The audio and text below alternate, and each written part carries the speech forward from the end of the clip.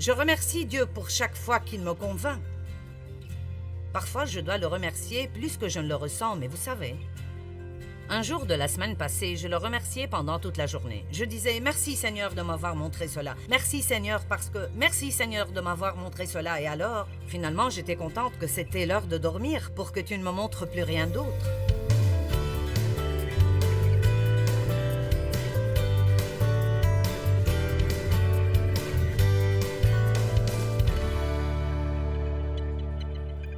Car c'est par la grâce que vous êtes sauvés, par la foi. C'est le don de Dieu, ce n'est point par les œuvres, afin que personne ne se glorifie. Par la grâce, par la foi. Tout ce que nous recevons de Dieu vient à nous de la même façon, par la grâce, par la foi. Notre foi en Dieu, ou notre foi en ses promesses, n'est pas ce qui nous achète la bénédiction de Dieu, c'est juste la main qui la reçoit. C'est la grâce de Dieu, et sa grâce seule, qui nous donne sa bonté dans notre vie. Nul ne pourra jamais être assez bon pour mériter quoi que ce soit que Dieu fait pour nous. Et cela n'a pas besoin de nous faire ressentir la condamnation. Ça doit nous rendre émerveillés devant la bonté de Dieu. Donc, par la grâce, par la foi. Vous dites, j'aurais aimé avoir de la foi. Eh bien, la vérité est qu'une mesure de foi a été donnée à chacun. Romains chapitre 12. Tout homme, toute femme, tout garçon et toute fille a la foi. Vous avez la foi. Vous avez assez de foi pour faire tout ce que vous êtes supposé faire dans la vie à tout moment donné. Dites, j'ai la foi. Maintenant, votre foi paraît être faible parce que peut-être que vous ne l'avez pas beaucoup utilisée. Ou peut-être que vous utilisez seulement votre foi dans certains domaines. Pendant longtemps, la foi que j'avais en Dieu, je l'exerçais seulement quand il s'agit d'obtenir le pardon pour mes péchés et d'espérer que j'irai au ciel. Je ne savais pas que je pouvais utiliser ma foi dans d'autres aspects de ma vie. Vous ne possédez pas parce que vous ne demandez pas. Si vous demandez dans la foi, vous recevrez. Et laissez-moi juste vous dire maintenant que vous pouvez demander à Dieu n'importe quoi et toute chose. Vous ne pouvez pas demander trop de Dieu. Vous dites, eh bien, et si je demande la mauvaise chose? Eh bien, vous ne la recevrez pas. Donc, vous savez, nous ne devons pas avoir peur. Eh bien, et si je ne devrais pas demander ceci à Dieu? Eh bien, il ne vous le donnera pas. Il y a certaines choses dont la Bible nous dit qu'il ne faut pas les demander, mais il y a plusieurs régions dans la vie qui sont juste uniques et particulières à notre propre vie. La Bible ne vous dit pas qui épouser ni quand acheter une nouvelle voiture, mais elle donne la sagesse. Et si nous suivons la direction du Saint-Esprit, nous suivons la sagesse, et nous comptons sur Dieu pour nous aider, nous pouvons commencer à avoir des vies absolument incroyables. Je ne savais pas que je pouvais utiliser ma foi pour dépasser mon passé. Je pensais que j'étais coincée avec... Eh bien, j'ai été une victime d'abus. Eh bien, je ne m'appellerai jamais une victime d'abus maintenant. Jamais. Vous ne pourrez jamais me faire dire que je suis une victime d'abus parce que je ne suis pas une victime d'abus. Je suis une nouvelle création en Christ et je marche dans la victoire. Et quoi qu'il vous soit arrivé, je veux vous encourager. Débarrassez-vous de toute mentalité de victimisation que vous puissiez avoir. Nous ne pouvons pas toujours être des victimes et être de nouvelles créations en Christ. Alors, vous avez de la foi. Ce que nous avons fait dans ce ministère, nous l'avons fait par la foi. Vous n'avez vraiment aucune idée, dans le naturel, combien je ne suis pas qualifiée pour faire ceci. C'est vraiment presque hystériquement, ridiculement, drôle. Et pour cette raison, je sais que c'est Dieu. C'est pour cela que dans 1 Corinthiens 1, il est écrit que Dieu a choisi les choses folles du monde pour confondre les sages. Il veut que le monde regarde et dise « Ce n'est pas possible. Pas possible. Ce n'est pas possible que tu puisses faire ça. » Et puis il veut que le monde regarde comment ça arrive à travers vous. Amen. Afin que nulle chair ne se glorifie. Je me demande combien de personnes vous ont regardé en pensant « C'est impossible pour toi de changer. » C'est impossible pour toi de faire ceci un jour. Mais en mettant votre foi en Dieu, vous le faites. Eh bien, je n'avais vraiment pas prévu de prêcher à propos de la foi ce week-end. En fait, j'ai pensé à ceci il y a 2 semaines, assis sur ma chaise, parce que je lisais ce chapitre, qui est l'épître à Philémon, et je suis arrivé au verset 22, et quelque chose a cliqué en moi. Et puis j'ai juste pensé, je ferai un petit message sur comment la foi fonctionne, parce que il y a ce qu'on appellerait à juste titre des lois de la foi. Et une loi est quelque chose qui marche à chaque fois. La gravité est appelée une loi, la loi de la gravité, ce qui veut dire qu'à chaque fois, pas parfois, mais à chaque fois que je jette quelque chose dans l'air, ça tombera. Et donc il y a certaines lois de la foi, et ce que je veux dire est qu'il y a certaines façons par lesquelles la foi marchera, et d'autres par lesquelles la foi ne marchera pas. Et alors, comme vous avez la foi, dites « j'ai la foi ». Et comme vous n'obtiendrez rien de Dieu, sauf si vous utilisez votre foi, je pense que ce serait bien de prendre un peu de temps ce matin, juste pour voir si vous faites ce que nous devrions faire avec notre foi, et si vous utilisez cette foi d'une manière qui la rend productive et fonctionnelle. Vous êtes d'accord? Ok. Maintenant, lisons donc Philémon 1, verset 22. Paul écrit à Philémon à propos d'un esclave qu'il avait nommé Onésime, et il s'était en fait enfui de chez Philémon. Et Paul l'a rencontré.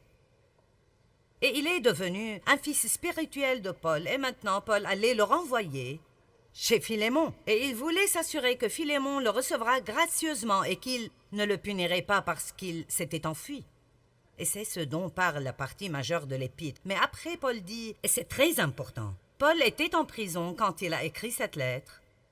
En prison, et il n'avait aucune idée de quand il sortirait de là.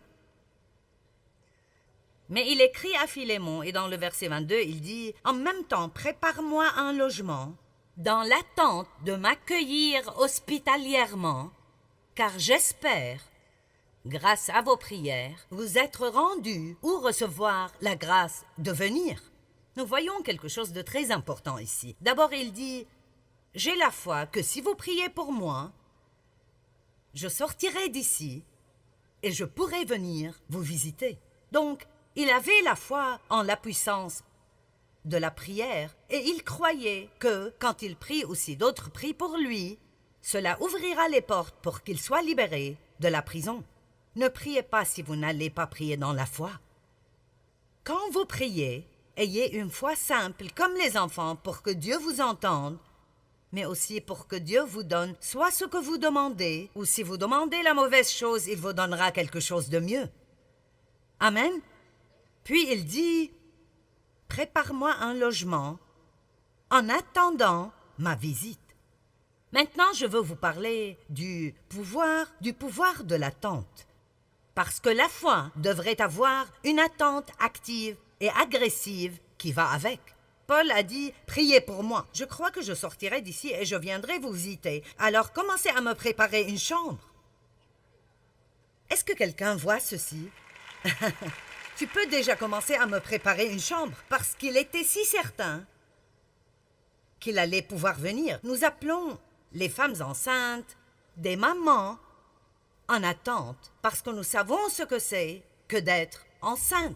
Eh bien, quand vous portez un désir, quand vous portez un but pour votre vie, ou quand vous portez un rêve d'être libre de tout lien, ou vous portez un rêve de faire quelque chose de grand pour Dieu, ou quoi que ce soit, mettre de l'ordre chez vous, ou voir votre mariage guérir, ou quoi que ce soit, ça doit être quelque chose que vous portez, mais vous devez vous y attendre. Amen? Vous y attendre. Beaucoup de personnes n'attendent rien, alors ils n'obtiennent rien.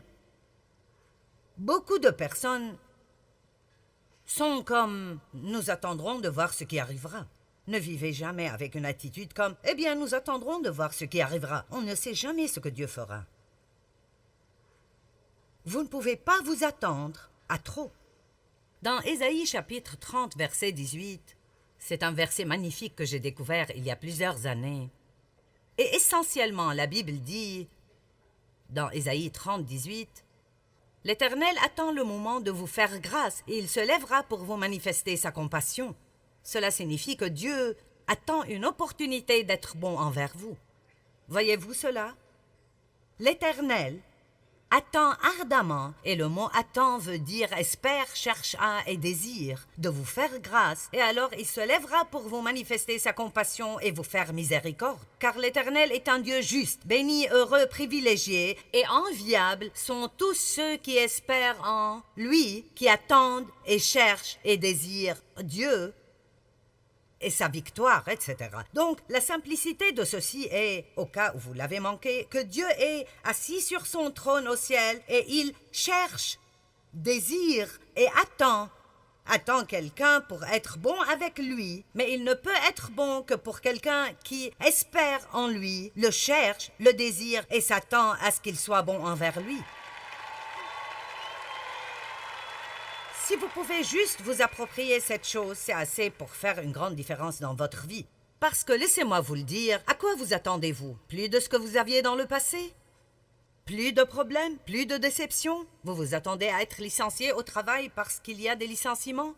Et même, attendez-vous à ce que Dieu vous donne un meilleur travail que celui que vous avez perdu? Et n'attendez pas d'être dans les problèmes jusqu'au cou. Commencez à espérer maintenant. Et pour aller plus loin, laissez-moi vous dire que vous devez déclarer votre attente. Quand vous êtes plein d'attente, vous parlez de ce à quoi vous vous attendez. Vous ne parlez pas de ce que vous avez. Que quelqu'un écoute cela et le comprenne. Psaume 27, 14. Psaume 27, 14. Attends-toi donc à l'Éternel et espère en lui. Sois fort et affermis ton courage, que ton cœur soit vaillant et endurant. Oui, attends-toi à l'Éternel et espère en lui. Que tout le monde dise « Je m'attends ». Maintenant, nous parlons beaucoup d'Ésaïe 40, 31, et dès que je commencerai à le citer, vous le reconnaîtrez tous. Les gens applaudissent quand on cite ce verset. Mais ceux qui comptent sur l'Éternel renouvellent leur force. Ils prennent leur envol comme de jeunes aigles. Sans se lasser, ils courent, ils marchent en avant et ne s'épuisent pas. Nous devons penser que c'est comme...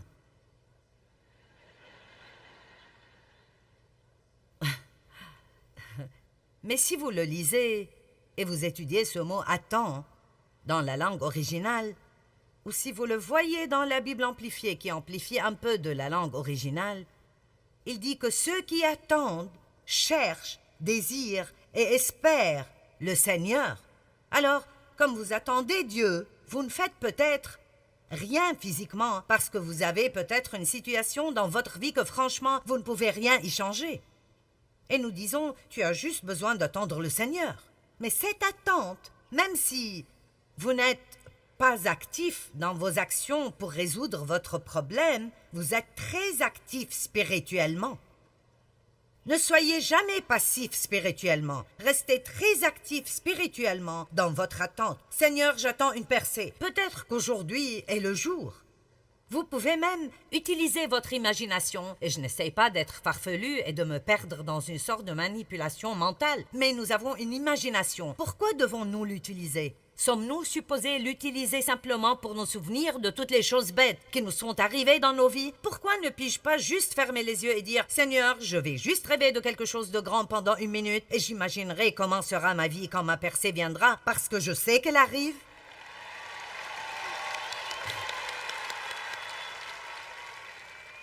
Amen. Donc, la foi est pleine d'espérance. Numéro 2, nous devons comprendre que la foi est la seule chose qui plaît à Dieu. Hébreux 11:6. Sans la foi, il est impossible d'être agréable à Dieu, car il faut que celui qui s'approche de Dieu croit que Dieu existe. Et j'aime vraiment la deuxième partie du verset. Et qu'il est le rémunérateur de ceux qui le cherchent ardemment. Maintenant, Dieu ne veut pas que vous croyiez juste qu'il existe, mais il veut que vous croyiez agressivement que si vous étudiez la parole et vous cherchez Dieu et vous priez d'une façon régulière et vous demeurez en Dieu, vous vous attendez a une récompense. Parce que si vous servez Dieu, le jour de paye vient toujours. Amen. Juste comme vous attendez un jour de paye le vendredi ou 2 fois par semaine ou 1 fois ou 2 fois par mois ou d'après la façon dont vous êtes payé, nous attendons ce jour de paye. Eh bien, nous devons attendre une récompense de Dieu parce que si vous étudiez ce mot récompense, Dieu promet encore et encore et encore dans la Bible que si vous faites la bonne chose et vous prenez les bonnes décisions, que nous allons recevoir une récompense dans nos vies. Peut-être que certains de vous sont dans une période de semaille dans votre vie. Eh bien, les périodes de semaille et de labour ne sont pas si captivantes. Mais un fermier ne sème jamais sans avoir une récolte en tête. Il sème parce qu'il s'attend à une récolte. Il ne sort pas pour labourer et enlever les pierres et planter les graines et arroser ce jardin en pensant « Eh bien, je ne sais pas, je ne sais pas. » Non, il attend une récolte et nous devons semer dans l'espérance. C'est pour cela que même si nous ne donnons pas, nous ne devons jamais donner financièrement au royaume de Dieu juste pour recevoir quelque chose. Ce n'est pas une bonne motivation pour le don. Nous devons donner pour que quelqu'un soit béni et pour honorer Dieu, mais nous devons toujours semer avec espérance, en ayant la foi que puisque je suis obéissant de faire ce que Dieu m'a donné de faire, alors je peux lui faire confiance de répondre à tous mes besoins selon ses richesses dans la gloire en Jésus-Christ. Le don est simplement intelligent parce que vous semez dans votre futur. Sans la foi, il est impossible de plaire à Dieu. Nos actes accomplis sans la foi ne plaisent pas à Dieu. C'est seulement ce que nous faisons dans la foi. Et cela veut dire qu'on croit de tous nos cœurs que Dieu nous a demandé de le faire. C'est ce que nous faisons dans la foi pour le glorifier, qui lui plaît. Romains 14, 23, « Tout ce qui n'est pas le produit d'une conviction est péché. » Si vous prenez du temps pour penser à cela, ça peut vous tomber dessus. Tout, quoi que je fasse, que je ne fais pas dans la foi, est péché. L'inquiétude est un péché. La peur est un péché. Combien d'entre vous se plaignent dans la foi? Alors cela veut dire que le fait de se plaindre n'est pas juste un « c'est un péché ». Et c'est pour cela que régulièrement nous devons dire « Merci Jésus, parce que tu m'as pardonné tous mes péchés et je peux être continuellement purifié par le sang de Jésus-Christ. » Amen. Alléluia. N'épousez pas quelqu'un si vous n'êtes pas vraiment dans la foi à ce propos. Vous savez, je me suis mariée la première fois quand j'avais 18 ans parce que... Et je savais tout au fond de moi-même que c'était une erreur. Mais parce que mon père a abusé de moi, sexuellement, je pensais que personne ne voudrait jamais de moi. Alors j'ai pris la première opportunité qui s'est présentée. Je pense que beaucoup de gens font cela. Ils sont si désespérés, ils ont peur de ne jamais avoir personne ou ils essayent de se débarrasser de ces sentiments de solitude qu'ils ont. Alors ils font quelque chose sans avoir la paix. Et puis ils souffrent pendant de nombreuses années. Ne faites pas quelque chose si vous n'avez pas de paix à ce propos. Si vous ne pouvez pas le faire dans la foi, alors ne le faites pas. Ne soyez pas poussés par vos amis à faire des choses que vous savez que vous ne devez pas faire. Si vous n'avez pas de paix quand il s'agit de voir un certain film, même si tout le monde y va, vous ne devez pas le faire si vous ne pouvez pas y aller par la foi. Allez. Eh bien, vous êtes plutôt calme après ceci. Maintenant, je ne sais pas pour vous, mais j'aime ce genre de choses. J'aime être défié par la parole. En fait, j'aime quand Dieu me corrige ou me réprimande. Je n'aime pas le fait que j'ai fait quelque chose de mauvais, mais je suis contente de pouvoir recevoir la correction de Dieu. Je ne suis jamais condamnée par elle. Je suis heureuse. Je remercie Dieu pour chaque fois qu'il me convainc. Parfois, je dois le remercier plus que je ne le ressens, mais vous savez... Un jour de la semaine passée, je le remerciais pendant toute la journée. Je disais « Merci Seigneur de m'avoir montré cela. Merci Seigneur parce que... Merci Seigneur de m'avoir montré cela. » Et alors, finalement, j'étais contente que c'était l'heure de dormir pour que tu ne me montres plus rien d'autre. Remercier Dieu chaque jour n'est pas comme cela, mais... À apprenez comment être content parce que vous avez ce genre de relation avec le roi des rois et le seigneur des seigneurs, et parce qu'il vous aime assez pour ne jamais vous abandonner dans les problèmes que vous avez. J'aime cela, j'aime cela, j'aime cela.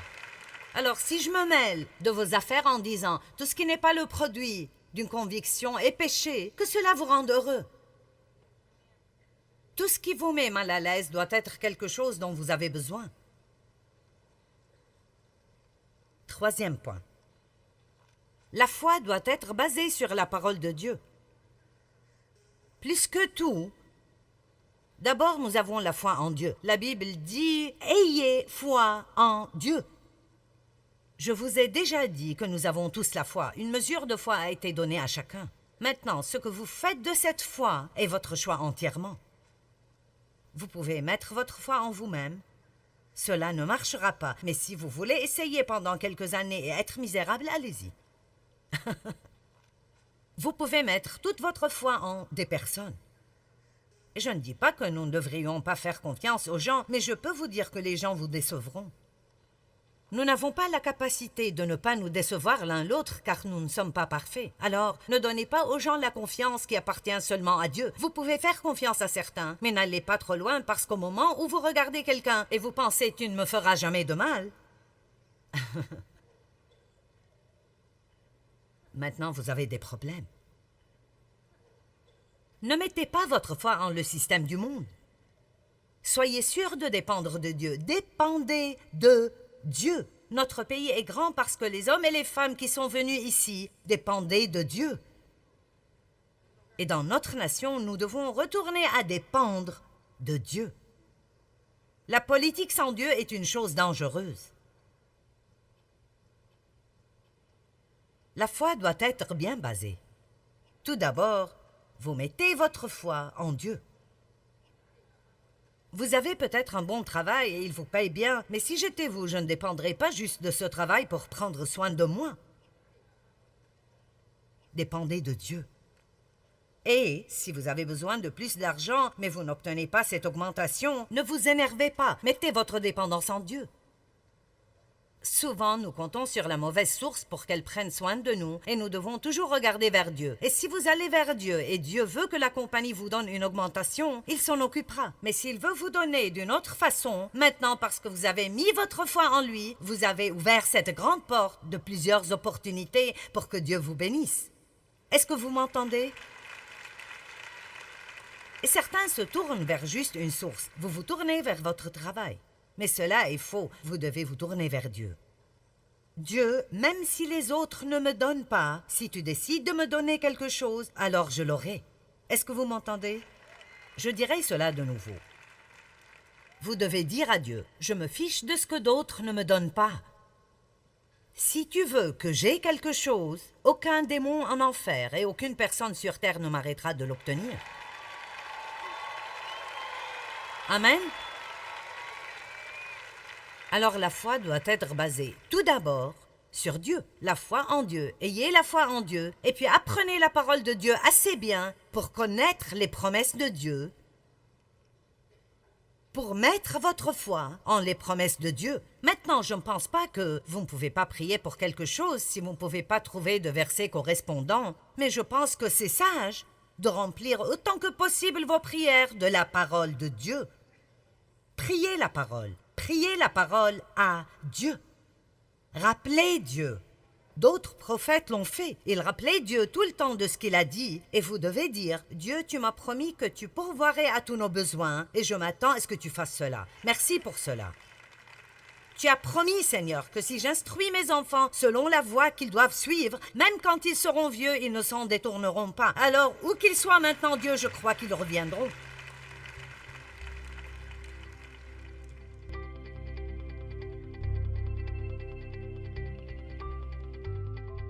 Eh bien, la Bible dit que Dieu a donné à chacun une mesure de foi. Et vous savez, plus nous utilisons cette foi, plus elle grandira.